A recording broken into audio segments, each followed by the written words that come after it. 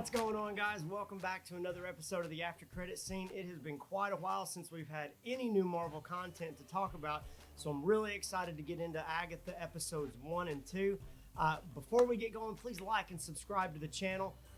Just a small channel, but we got a whole lot of discussion going on. We're excited for you to be a part of it. If you have any questions or comments, please add them in the comment section below and turn on the notification bell so the next time we have any new content, you'll be the first one to know about it. We're going to have some spoilers. There's not a whole lot of room here.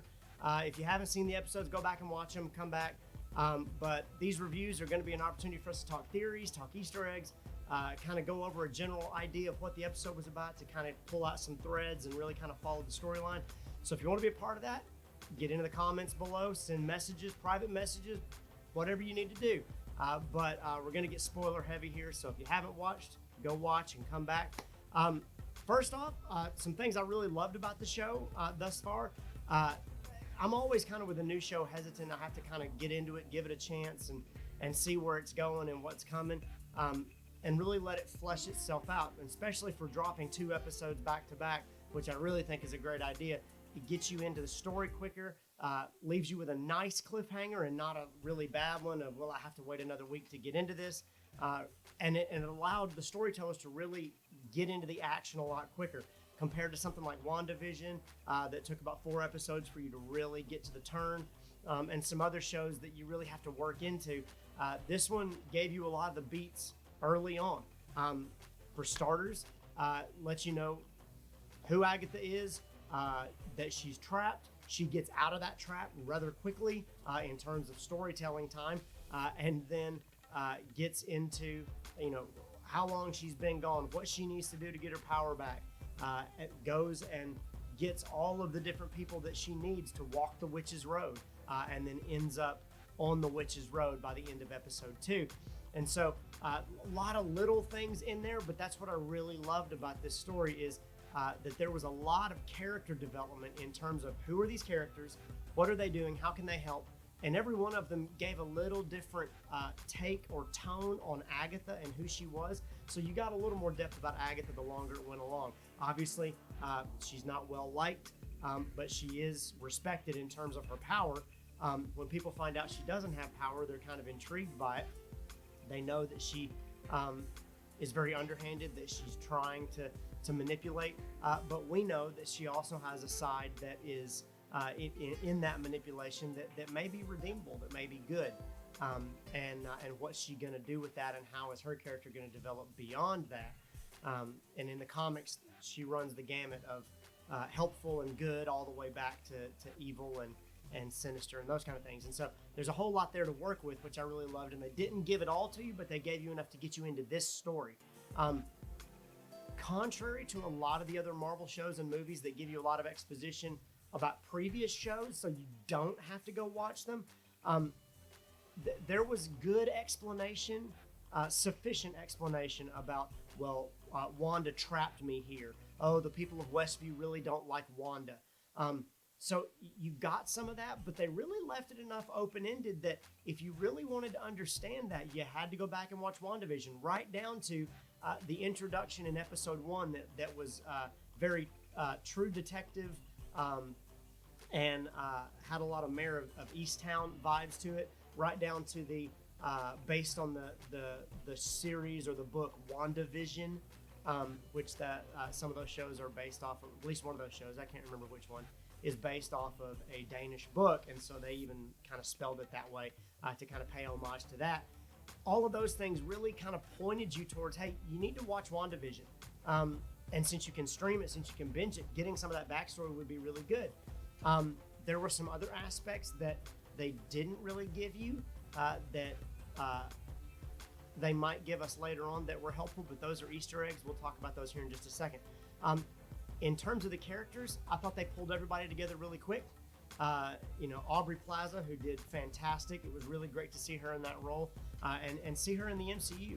But to see really quickly a lot of characters from WandaVision who lived in Westview, to see their lives outside of that, to see their interactions with Agatha, and then Deborah Jo Rupp's character being thrust into this environment and it'll be interesting to see what they do with her as well. But you got all these different characters, right down to the mysterious teenager who we don't know his origins yet, and seeing that they're in place. We got 5 more episodes to be able to see what's going to be going on, how is this going to work out, and to really develop walking down the witch's road and what that encompasses. And I think getting some character development there from all of these different witches, from getting backstory about who the witches are and how they function, those kind of things are going to be really big details that they can flesh out more than just, well, how do we find the witch's road and what do we do? I really loved the pacing of those first 2 episodes. So I'm really curious what you guys thought about it. Add your comments, things that you saw, things that were interesting to you, and or maybe things that you didn't like about it. I know there's always going to be a whole lot of haters that say, well, for whatever reason, either it's a female-led cast, or it's a side story that we don't need, or it's this or that. That's fine. There's going to be people that don't like it. Add your comments below. Be respectful. Obviously, if you don't like it, you don't like it. Every now and then somebody has a kernel of wisdom there that I think really lends to the discussion.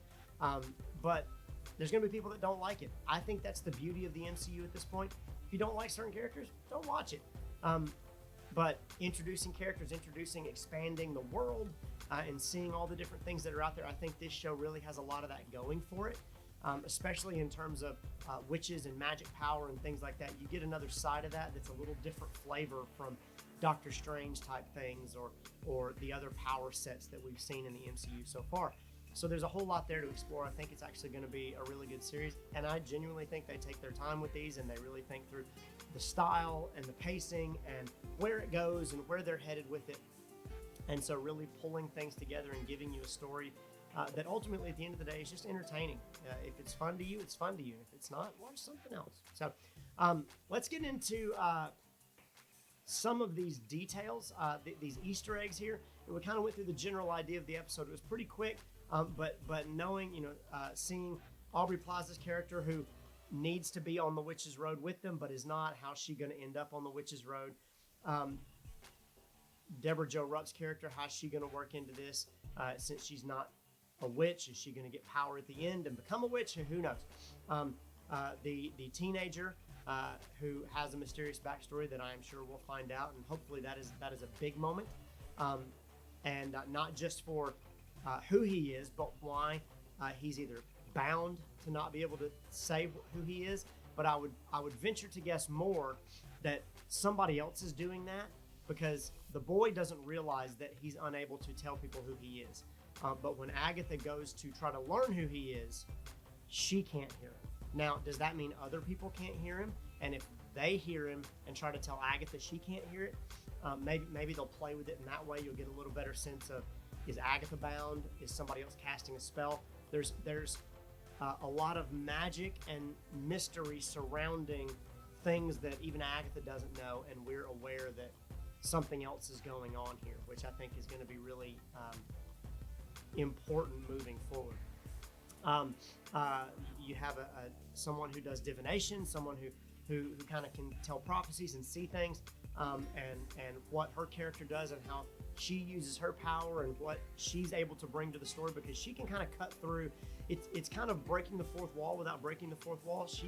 Her character, and that specifically written character, can say things to the other characters outside of what they know without having to turn to the camera and say things to us. They can say things about their past or their future. They can bring things up and say, you didn't think anybody would know about this, and they can bring up things in a very straightforward way that normal storytelling would require you to have to walk people through. And so I think in that regard, the things that she has to say are going to be very important, whether they're true because it's happened already and she's giving the audience information, or whether it's something that has yet to happen and she gets to kind of you get to kind of play with, well, is it a prophecy? What does it mean? What's going to happen? And you get foreshadowing. I think there's the potential for her character to do some really awesome things. Sashir Zamata's character, who, if any of you recognize her, she's from Saturday Night Live. It was interesting to see her in kind of a role like that. She goes totally down the drama road. I think that would be awesome. She kind of brings some of her comedic chops to the story. I think that would be great as well. But how does her witch's character play into this? And obviously everybody's going to have a different role to play. Each of the different tests are probably going to require these different witches, but do they turn on each other? Does somebody have an ulterior motive? They've all kind of been cast out in their own particular ways, and them being able to come together and probably make their own coven at the end of the story is probably a high possibility, but they'll be out there nonetheless. And so seeing how that all comes together, I think is going to be part of the story, but you're getting elements of different types of magic. Even Aubrey Plaza says something when she's fighting Agatha about her green magic, and Agatha says something about, just give me back my purple and we'll be okay. They all have different shades of magic. Wanda's is red because it's chaos magic. And I would venture to guess, and I'm going to encourage us all to not look at those colors and think Infinity Stones. We've had enough exposition in other parts of the MCU, and enough time has passed that it should be clear that the Infinity Stones are not a thing anymore. And if they do pop up, it'll be a cameo thing. It won't be we're going to use these powers again because they're the ultimate MacGuffin. I think we've moved past that. We're on to other things. And so green energy from a witch is not her controlling time. Purple energy is not power from Agatha. Red energy is not altering reality. Even though the types of magic they have could be construed as, well, Agatha's got power. Wanda is altering reality. Like, she does more than just that with her energy, and we've seen that. It's telekinetic. It's mind altering. We've seen all those different things, and so you can twist it any way you want to. But I think for the purposes of this story, there's no Infinity Stones. They're talking about their magic, and so what these different types of magic do, earth, or I'd go more towards, because they've already mentioned some of it, I go more toward earth and spirit and wind and telekinetics and prophecy and all those kind of things that are more witchy in nature, in terms of that kind of culture and genre, than I would anything in the MCU in the past that they're trying to weave back in. So other than that, a few other Easter eggs. As Agatha gets out of as she gets out of her spell, you see her go through the different clothing items that were in WandaVision. Another one of those moments that you wouldn't have known if you hadn't watched WandaVision. So they didn't really give it to you. It was just, hey, they rewarded you for watching the other show. And then as she leaves her house, you see the foundation of the lot and the house that Vision bought for Wanda, that she created their life in. There is a Scarlet Witch helmet spray painted on the edge of it, but it also says Evil Witch on the side of it. And so obviously the people of Westview don't like to say her name. They're still tormented by it, and that is a source of problem for them. Again, I mentioned the green magic, purple magic thing. We just talked about that. The other thing that was the bigger one, that they did not really explain, but if you have watched certain movies and know certain things about it, you followed the trajectory of the Darkhold through WandaVision and Doctor Strange Multiverse of Madness, you will know that at the end of Doctor Strange, he destroys the Darkhold so that it cannot, that either he and Wanda, or Wanda, I actually don't remember at this moment, I don't want to get it wrong, one of the two of them, the Darkhold is destroyed at the end of that movie. And they tell you that it is destroyed in all universes, that they use their power, they use her power to be able to destroy it in all universes. And it catches fire. And then she destroys Mount Wundagore so that all of the carvings will be destroyed as well, so that there'll be no way to recreate the Darkhold. The element in Agatha all along that connects to that, when Agatha discovers that the victim, who is dressed in Wanda's clothing from the end of WandaVision, she's wearing the blue hoodie and the jeans, the victim in episode 1, when she discovers that she had an overdue library book receipt, she goes to the library and she's looking for the book, and she goes to the area of the library where that book should be. The woman at the counter, the librarian, says, "Oh, that book was stolen, hasn't been returned 3 years ago." That is obviously Agatha and Wanda in WandaVision fighting over it. Wanda takes it, it's gone. But the the Darkhold, when Agatha discovers that it was a book, she goes to that section of the stacks before she ever realizes that the name of the book is an acronym for Darkhold. That section of the stacks is burned. That whole section is burned, and any copies of that book are gone. Because in every universe, the Darkhold has been burned and destroyed. So if there were any other copies of it right there in that library, they're gone. If Agatha did take it, and then Wanda took it, and Wanda had her own version of it, the stacks would only need to be burned if there were other copies of the Darkhold there, which to me says either Wanda had other copies or Agatha had other copies of it in case something happened, which makes a lot of sense. And even in Agatha's subconscious, you could say that maybe she's working through trying to find her copy of the Darkhold so that she can break the spell, and they're all gone. And so maybe that gets brought up somewhere, maybe it doesn't, but it was something that I noticed, and you could logically make those steps to say, well, if Wanda stole that book, it wouldn't have been in the stacks to be burned up, and that section of the stacks wouldn't be burned up unless there was another copy of the Darkhold there that when Doctor Strange and Wanda destroyed it, it burned up that one too and started a fire. So,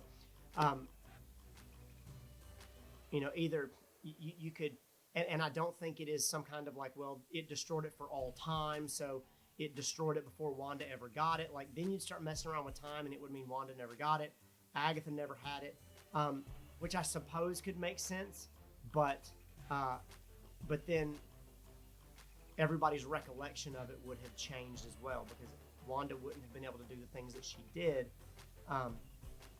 Neither would Agatha. And so there is a line there where there's a lot of ambiguity, but there's a line that we can get up to go, this is probably what happened. And then the rest of it is speculation. And if that doesn't happen, then we know that that's not what was going on, because that's a big plot point for them to overlook. Other than that, exploring theories. I would love to hear your theories. What do you think is going to happen? I think it's possible that some of these side characters become main characters, that they are introduced and then thrown into the MCU somewhere, particularly this mysterious teenager. Who is he?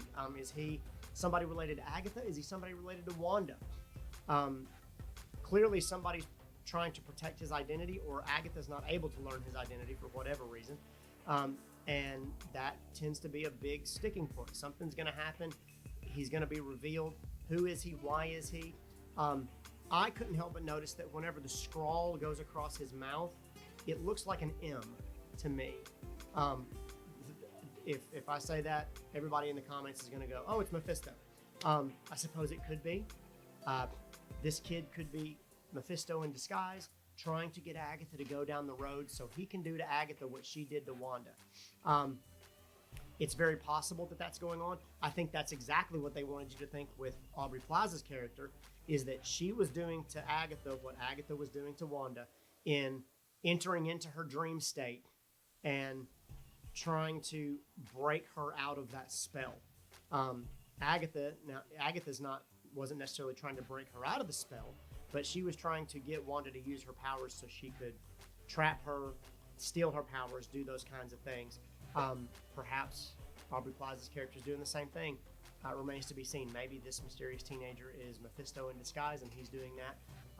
I think it's probably something else. I would lean a little more towards maybe it's one of Wanda's kids. The M could be a W. Who knows? But also, is there going to be an Agatha redemption arc? I think she's already likable, and so I don't think you have to do that. But are they going to try to throw her in somewhere where she can pop up in more places, or people have to say, hey, let's go see Agatha because she could help, rather than, oh, stay away from Agatha because she's evil. I think there's more of a possibility of that than there is that, oh, she becomes this great, wonderful character. I think she's going to have some redeeming qualities. She's going to do some good things, because there is a bigger bad at work in this show than her. And I think she needs a coven. And so whether she's deceptive at all, I think it's more leaning towards, well, witches are just that way, and less about her just being an evil person. Beyond that, the only other crazy theory that I have that I'm curious what you guys think about, will this series be a way to redeem Wanda? Is there something that we don't know about the Darkhold, about magic, about magic people, about chaos magic, about the Witch's Road, something that we don't know about that would make us see Wanda's story, especially her story in Multiverse of Madness, in a different way. That we would somehow see the things going on in this show and go, oh, well, Wanda couldn't help it, or she was possessed, or something bad happened, or that there was something going on there other than just she decided that she wanted to be a mother, and she was possessed by, she was overtaken by the power of the Darkhold, and she succumbed to its power. I think that's a perfectly fine storyline, especially given where she came from. That she started out in Age of Ultron really not liking Stark and not liking all those things, and then she becomes good because there's a greater good, there's a bigger thing at stake, and then she goes back into the other. But there needs to be a way somewhere at some point, if she's coming back, and I think it's highly possible, especially with X-Men and things like that, for Wanda to come back, and it would be a lot easier to throw some stuff in other shows to kind of sprinkle in that Wanda couldn't help it. So by the time you get to a story about Wanda, you care a little more about it. And there's things that you know that she doesn't, than it would be to just try to throw all that exposition into a new movie or a new story. Some of that will probably happen in the Vision Quest story as well, because you're going to get him looking for himself and trying to figure himself out, but at some point he's going to go looking for her too. And so maybe, especially with it being TV shows, I think you're probably going to get some underlying threads here. And WandaVision, through Agatha, this series, and going into Vision Quest and other things, is a really good thread to follow in terms of really trying to connect these worlds and these stories in a more cohesive way. And it's just layering. It's just really good layering. So I'm curious what you guys think about it. If you have any more theories, stories, Easter eggs that I missed, I know there's probably a ton in there, especially in the end credits. Drop them in the comments below. And glad to be back with you. On Monday, we will post a video on what to expect. We'll do a forecast of what you need to look for in episode 3 and talk through some other theories there. So I'm curious to see what you guys think. Please like and subscribe to the channel. We want to grow our channel. We want to have more subscribers, but we need your help to do it. And check out some of our other videos over here. We got a whole lot of things you can sink your teeth into. And as always, guys, when the next one drops, we'll meet you right back here. Later.